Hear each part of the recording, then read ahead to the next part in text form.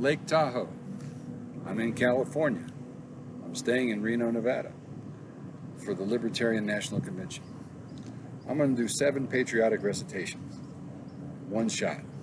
The Mayflower Compact, the Declaration of Independence, Benjamin Franklin on prayer, the Bill of Rights, Thomas Jefferson's letter to the Baptists, the Gettysburg Address, and Dr. King's I Have a Dream speech. So I've got my laptop set up here. Usually my campaign videos are shot on my phone and they last about a minute. This video is going to take more than a half hour. I do 7 patriotic recitations, and out of these 7, 6 specifically mention God. So think about how beautiful some of His creation is. If I could just let you see the lake here for a bit without me blocking the view.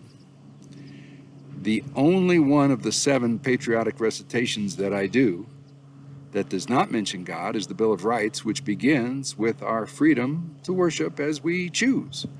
The first 2 clauses of the First Amendment guarantee our freedom to worship. That's a big deal for the United States of America. My favorite holiday is Thanksgiving, as proclaimed by President Lincoln, but his recitation comes later. We're going to start with the reason we have Thanksgiving was to celebrate the relationship, right, between pilgrims and natives. The Mayflower Compact, 1620 A.D. So here we go. In the name of God, amen. We whose names are underwritten, the loyal subjects of our dread sovereign Lord King James, by the grace of God of Great Britain, France, and Ireland, King, Defender of the Faith, etc., having undertaken for the glory of God and advancement of the Christian faith and honor of our King and country, a voyage to plant the first colony in the northern parts of Virginia, do by these presents, solemnly and mutually in the presence of God and one of another, covenant and combine ourselves into a civil body politic for our better ordering and preservation, and furtherance of the ends aforesaid, and by virtue hereof to enact, constitute, and frame such just and equal laws, ordinances, acts, constitutions, and offices from time to time, as shall be thought most meet and convenient for the general good of the colony, unto which we promise all due submission and obedience.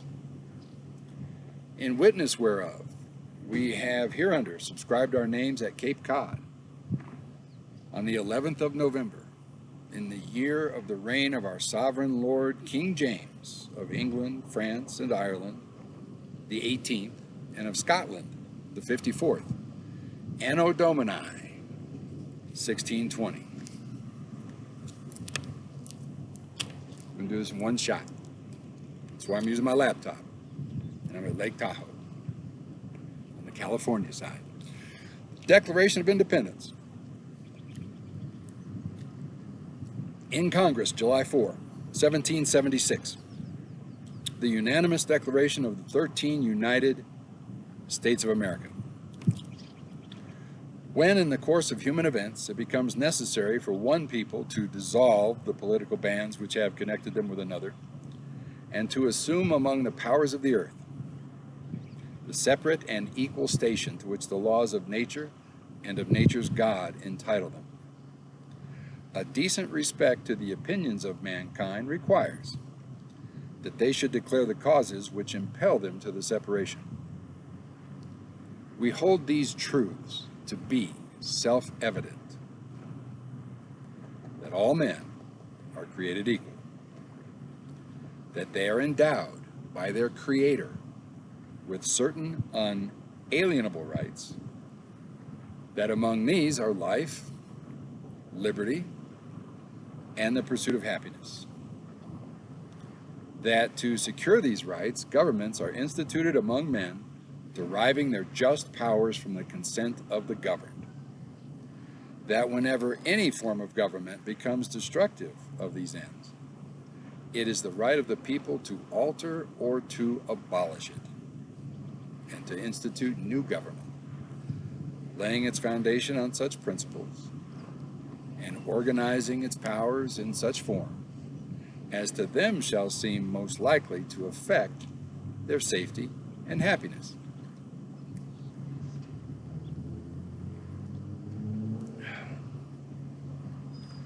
Prudence, indeed, will dictate that governments long established should not be changed for light and transient causes, and accordingly all experience hath shown that mankind is more disposed to suffer while evils are sufferable than to right themselves by abolishing the forms to which they are accustomed. But when a long train of abuses and usurpations, pursuing invariably the same object, evinces a design to reduce them under absolute despotism, it is their right, it is their duty to throw off such government and to provide new guards for their future security. Such has been the patient sufferance of these colonies, and such is now the necessity which constrains them to alter their former systems of government.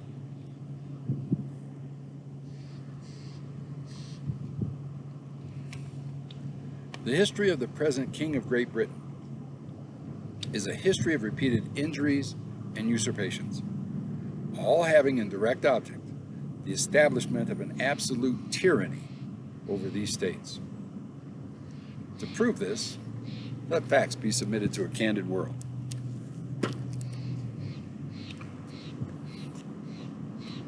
He has refused his assent to laws, the most wholesome and necessary for the public good.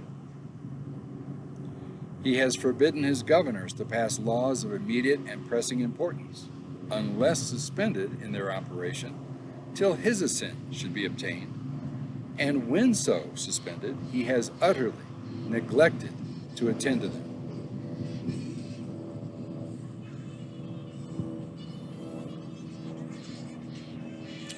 He has refused to pass other laws for the accommodation of large districts of people, unless those people would relinquish the right of representation in the legislature, a right inestimable to them and formidable to tyrants only.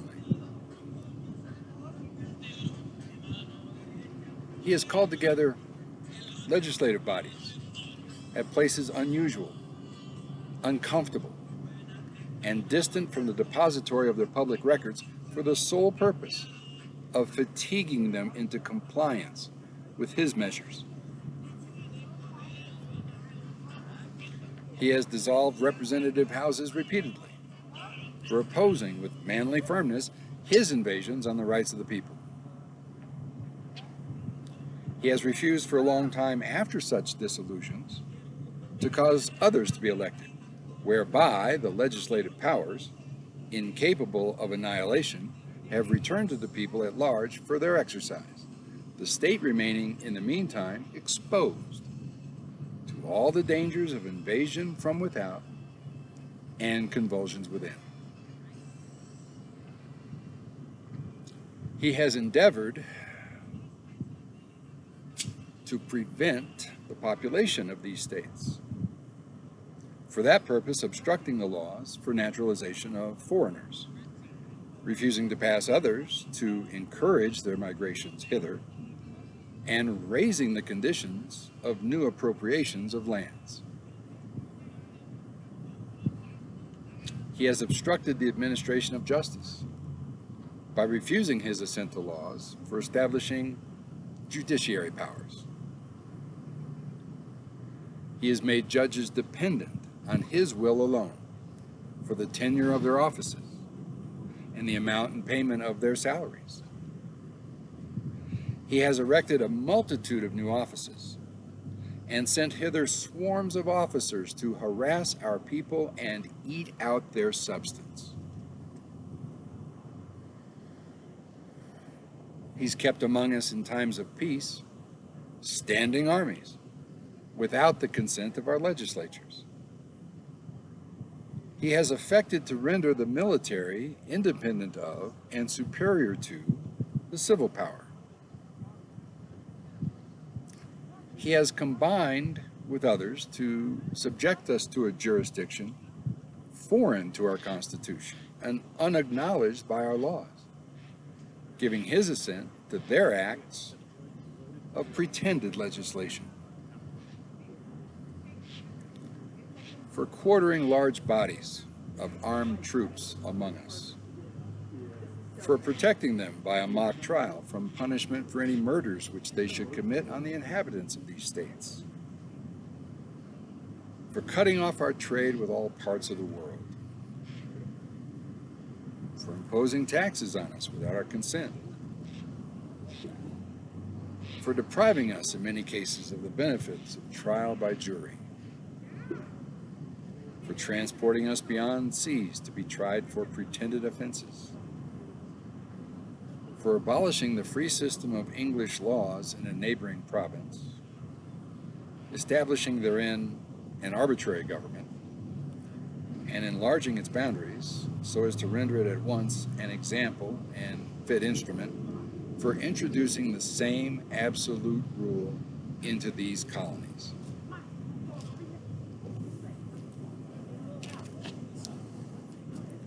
For taking away our charters, abolishing our most valuable laws, and altering fundamentally the forms of our government.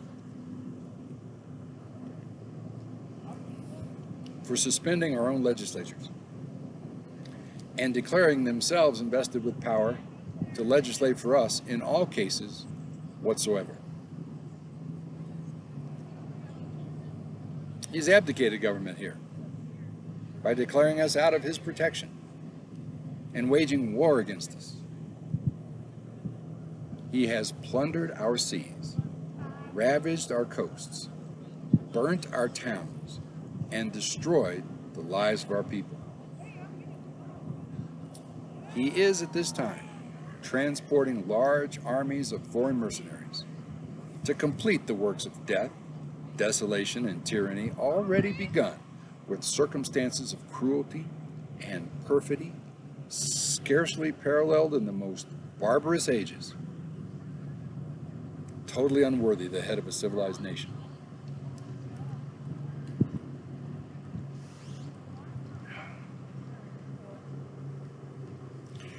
He has constrained our fellow citizens taken captive on the high seas to bear arms against their country, to become the executioners of their friends and brethren, or to fall themselves by their hands. He has excited domestic insurrections amongst us, and has endeavored to bring on the inhabitants of our frontiers, the merciless Indian savages, whose known rule of warfare is an undistinguished destruction of all ages, sexes, and conditions. In every stage of these oppressions, we have petitioned for redress in the most humble terms. Our repeated petitions have been answered only by repeated injury. A prince whose character is thus marked by every act which may define a tyrant is unfit to be the ruler of a free people. Nor have we been wanting in attentions to our British brethren. We have warned them from time to time of attempts by their legislature to extend an unwarrantable jurisdiction over us. We have reminded them of the circumstances of our emigration and settlement here. We have appealed to their native justice and magnanimity, and we have conjured them by the ties of our common kindred to disavow these usurpations, which would inevitably interrupt our connections and correspondence. They too have been deaf to the voice of justice and of consanguinity.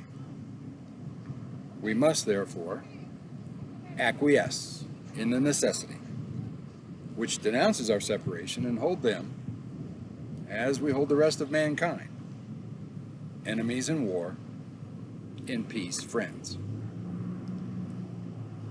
We, therefore, the representatives of the united, States of America in General Congress assembled, appealing to the Supreme Judge of the world for the rectitude of our intentions, do in the name and by the authority of the good people of these colonies solemnly publish and declare that these united colonies are, and of right ought to be, free and independent states, that they are absolved from all allegiance to the British Crown, and that all political connection between them and the state of Great Britain is and ought to be totally dissolved, and that as free and independent states, they have full power to levy war, conclude peace, contract alliances, establish commerce, and to do all other acts and things which independent states may of right do. And for the support of this declaration, with a firm reliance on the protection of divine providence, we mutually pledge to each other our lives, our fortunes, and our sacred honor.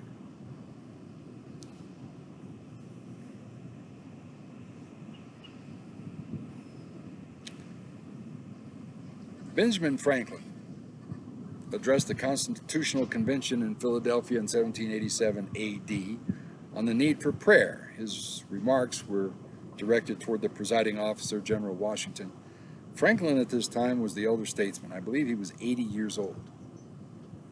This is the last week of June in Philadelphia in 1787.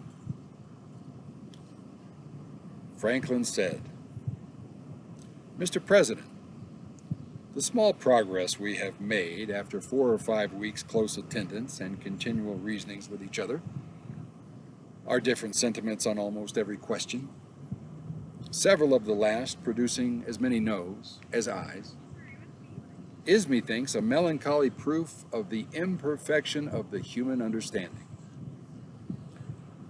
We indeed seem to feel our own want of political wisdom, since we've been running about in search of it. We have gone back to ancient history for models of government and examined the different forms of those republics which, having been formed with the seeds of their own dissolution, now no longer exist.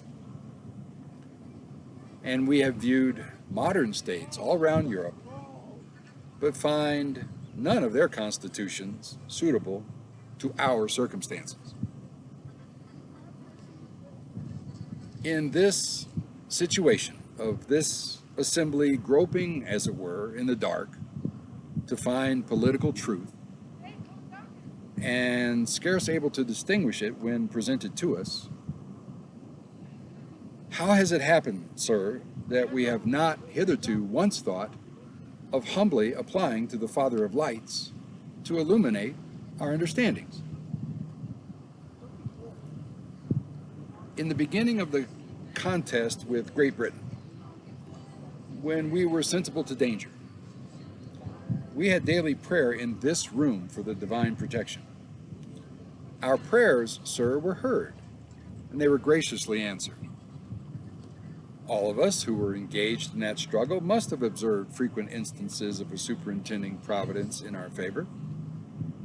To that kind providence we owe this happy opportunity of consulting in peace on the means of establishing our future national felicity.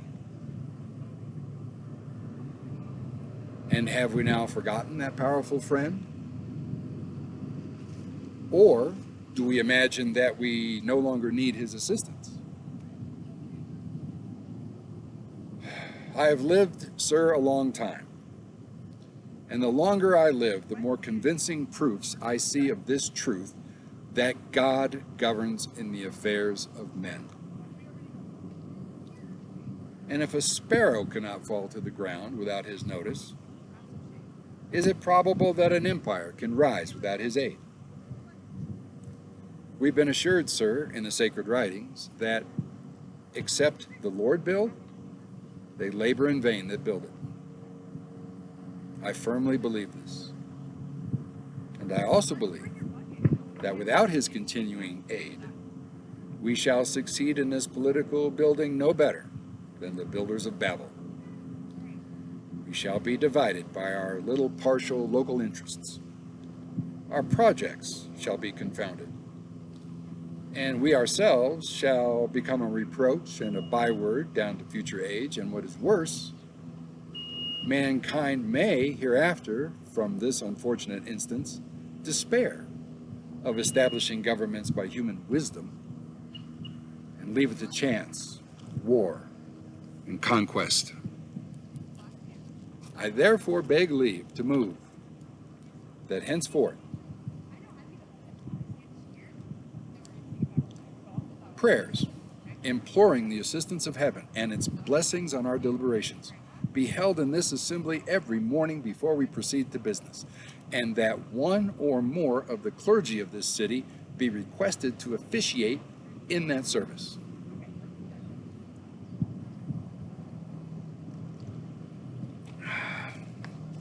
The Bill of Rights, 1789 AD, or 1791, when they were ratified. Amendment 1.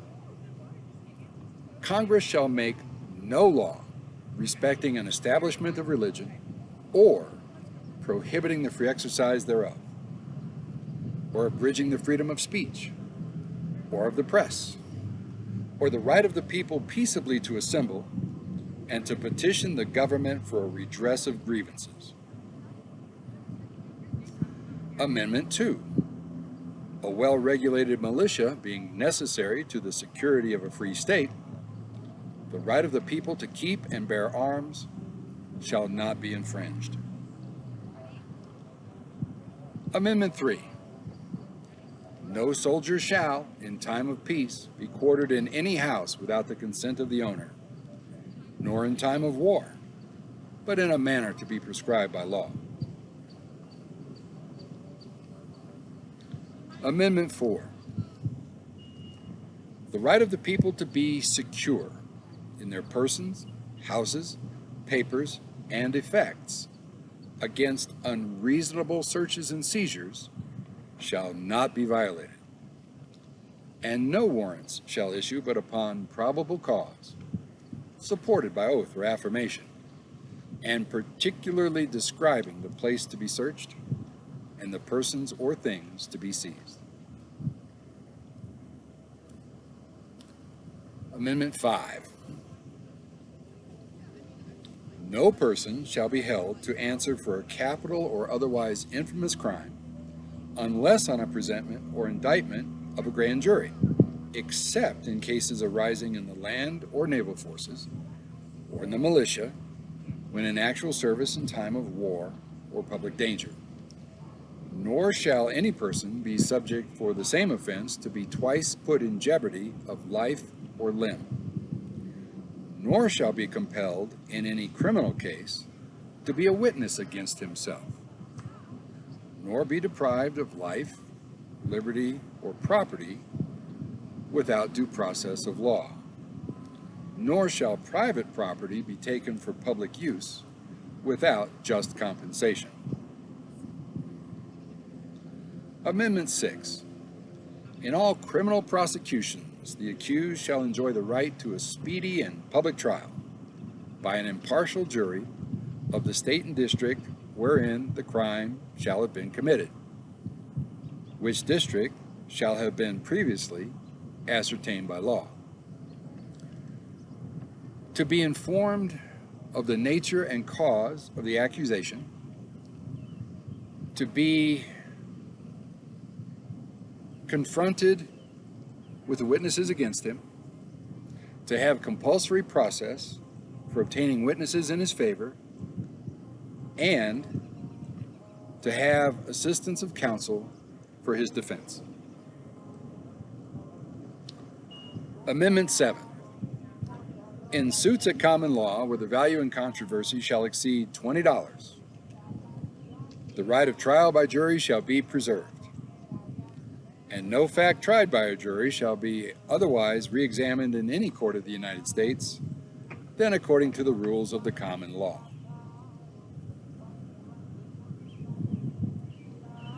Amendment 8.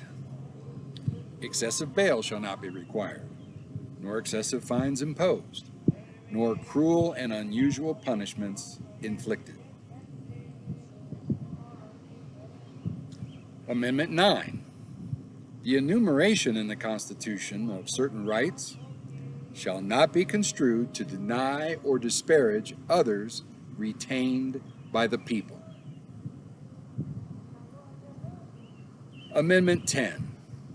The powers not delegated to the United States by the Constitution, nor prohibited by it to the states, are reserved to the states respectively, or to the people.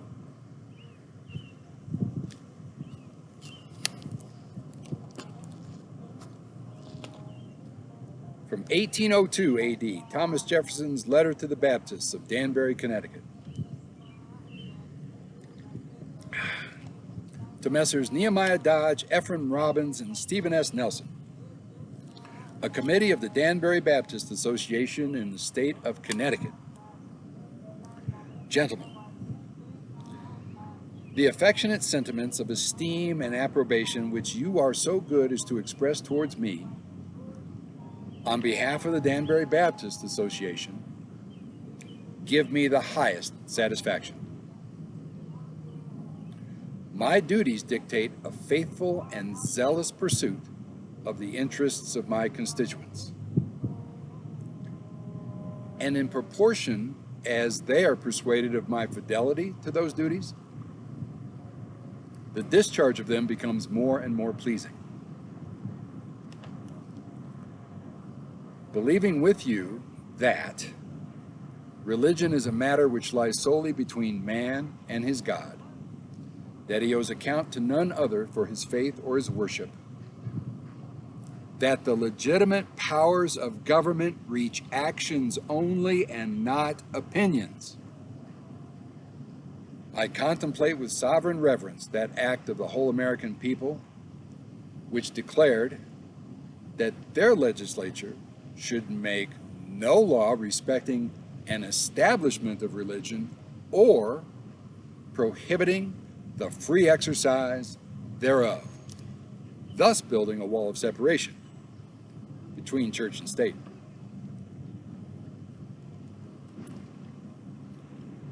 Adhering to this expression of the supreme will of the nation in behalf of the rights of conscience, I shall see with sincere satisfaction the progress of those sentiments which tend to restore to man all his natural rights, convinced he has no natural rights in opposition to his social duties. I reciprocate your kind prayers for the protection and blessings of the common Father and Creator of man, and tender you for yourselves and your religious association assurances of my high respect and esteem.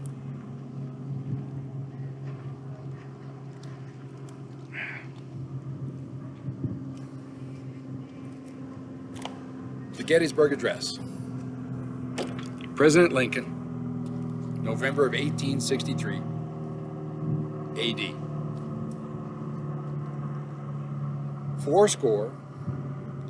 7 years ago, our fathers brought forth on this continent a new nation, conceived in liberty, and dedicated to the proposition that all men are created equal.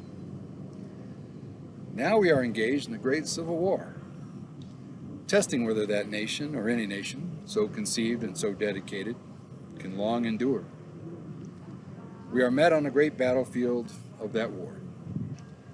We've come to dedicate a portion of that field as a final resting place for those who here gave their lives that that nation might live.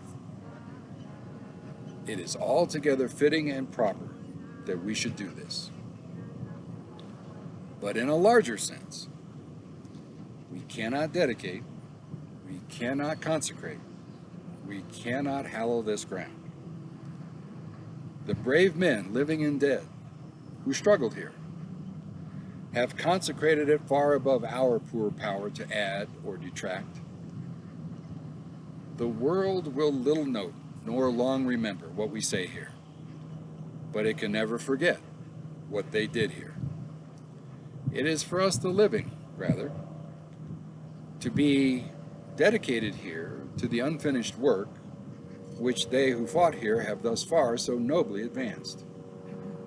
It is, rather, for us to be here dedicated to the great task remaining before us, that from these honored dead we take increased devotion to that cause for which they gave the last full measure of devotion, that we here highly resolve that these dead shall not have died in vain, that this nation under God shall have a new birth of freedom, and that government of the people, by the people, for the people, shall not perish from the earth.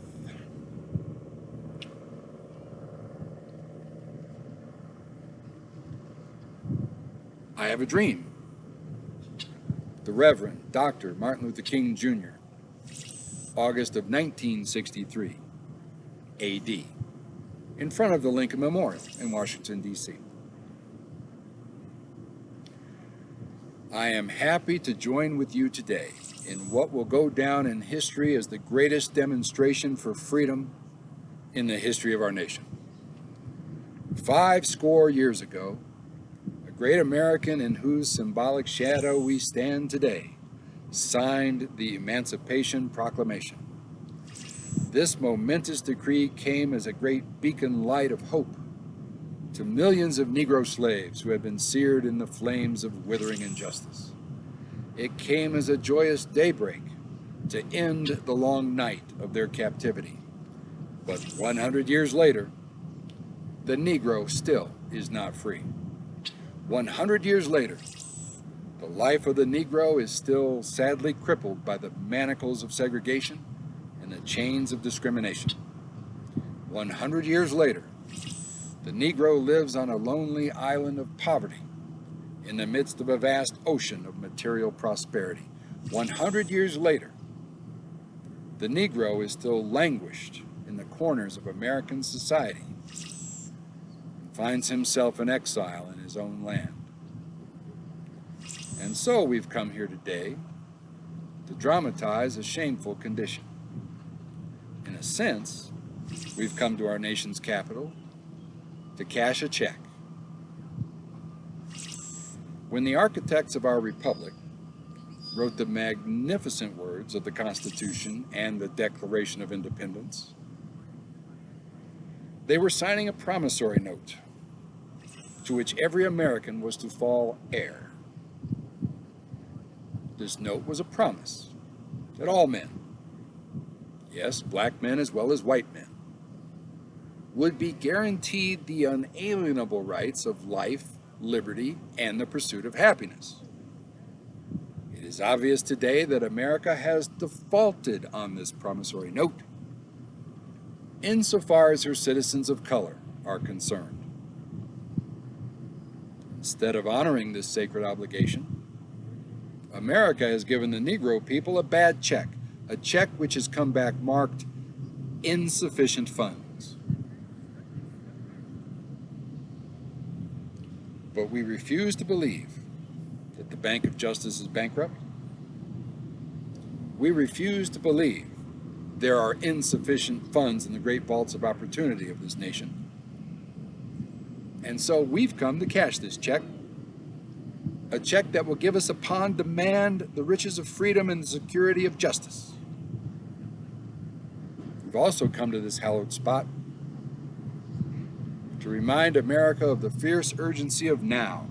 This is no time to engage in the luxury of cooling off or to take the tranquilizing drug of gradualism. Now is the time to make real the promises of democracy. Now is the time to rise from the dark and desolate valley of segregation to the sunlit path of racial justice. Now is the time to lift our nation from the quicksands of racial injustice to the solid rock of brotherhood. Now is the time to make justice a reality for all of God's children. It would be fatal for the nation to overlook the urgency of the moment. This sweltering summer of the Negro's legitimate discontent will not pass until there is an invigorating autumn of freedom and equality. 1963 is not an end, but a beginning. Those who hope that the Negro needed to blow off steam and will now be content will have a rude awakening if the nation returns to business as usual. There will be neither rest nor tranquility in America until the Negro is granted his citizenship rights. The whirlwinds of revolt will continue to shake the foundations of our nation until the bright day of justice emerges. But there is something I must say to my people who stand on the worn threshold which leads into the palace of justice. In the process of gaining our rightful place, we must not be guilty of wrongful deeds. Let us not seek to satisfy our thirst for freedom by drinking from the cup of bitterness and hatred. We must forever conduct our struggle on the high plane of dignity and discipline. We must not allow our creative protests to degenerate into physical violence. Again and again, we must rise to the majestic heights of meeting physical force with soul force.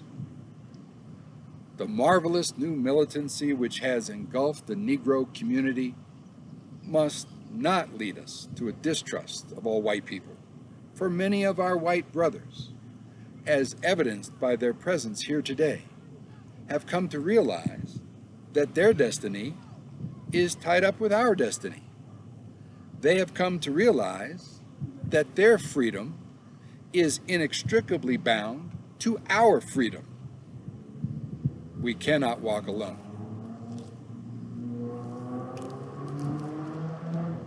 As we walk, we must make the pledge that we shall always march ahead.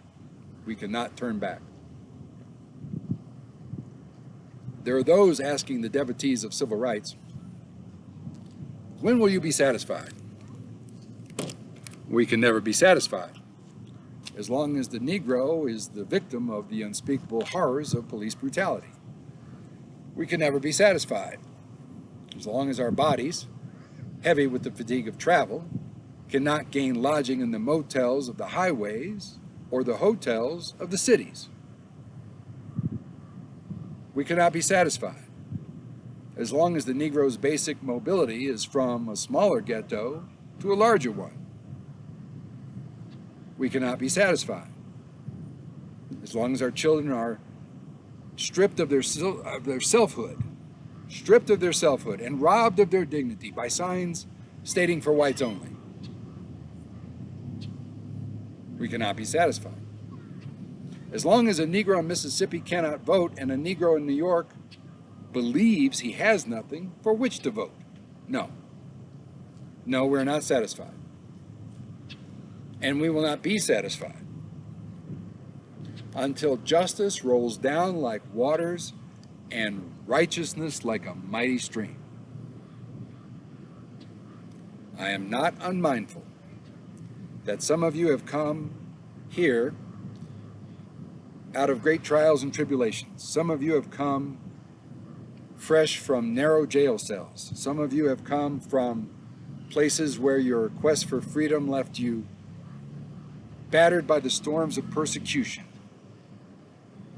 and staggered by the winds of police brutality. You are the veterans of creative suffering. Continue to work with the faith that unearned suffering is redemptive. Go back to Mississippi. Go back to Alabama. Go back to South Carolina. Go back to Georgia. Go back to Louisiana. Go back to the slums and ghettos of our northern cities, knowing that somehow this situation can and will be changed. Let us not wallow in the valley of despair. I say to you today, my friends, even though we face the difficulties of today and tomorrow, I still have a dream. It is a dream deeply rooted in the American dream. I have a dream that one day this nation will rise up and live out the true meaning of its creed. We hold these truths to be self-evident, that all men are created equal. I have a dream that one day on the red hills of Georgia, the sons of former slaves and the sons of former slave owners will be able to sit down together at the table of brotherhood. I have a dream that one day, even the state of Mississippi, a state sweltering with the heat of injustice, sweltering with the heat of oppression, will be transformed into an oasis of freedom and justice. I have a dream that my 4 little children will one day live in a nation where they will not be judged by the color of their skin, but by the content of their character. I have a dream today. I have a dream that one day, down in Alabama, with its vicious racists, with its governor having his lips dripping with the words of interposition and nullification, one day, right there in Alabama, little black boys and black girls will be able to join hands with little white boys and white girls as sisters and brothers. I have a dream today. I have a dream that one day every valley shall be exalted, every hill and mountain shall be made low. The rough places will be made plain, and the crooked places will be made straight. And the glory of the Lord shall be revealed, and all flesh shall see it together. This is our hope. This is the faith I go back to the South with. With this faith, we will be able to hew out of the mountain of despair a stone of hope. With this faith, we will be able to transform the jangling discords of our nation into a beautiful symphony of brotherhood. With this faith, we will be able to work together, to pray together, to struggle together, to go to jail together, to stand up for freedom together, knowing that we will be free one day. This will be the day when all of God's children will be able to sing with new meaning, "My country, 'tis of thee, sweet land of liberty, of thee I sing. Land where my fathers died, land of the pilgrim's pride. From every mountainside let freedom ring." And if America is to be a great nation, this must become true. So let freedom ring. From the prodigious hilltops of New Hampshire, let freedom ring from the mighty mountains of New York. Let freedom ring from the heightening Alleghenies of Pennsylvania. Let freedom ring from the snow-capped Rockies of Colorado. Let freedom ring from the curvaceous slopes of California.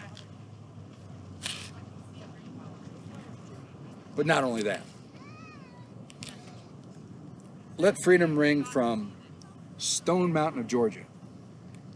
Let freedom ring from Lookout Mountain of Tennessee. Let freedom ring from every hill and molehill of Mississippi. From every mountainside, let freedom ring. And when this happens, when we allow freedom to ring, when we let it ring from every village and every hamlet, from every state and every city, we will be able to speed up that day when all of God's children, black men and white men, Jews and Gentiles, Protestants and Catholics, will be able to join hands and sing in the words of the old Negro spiritual, "Free at last, free at last, thank God Almighty, we are free at last."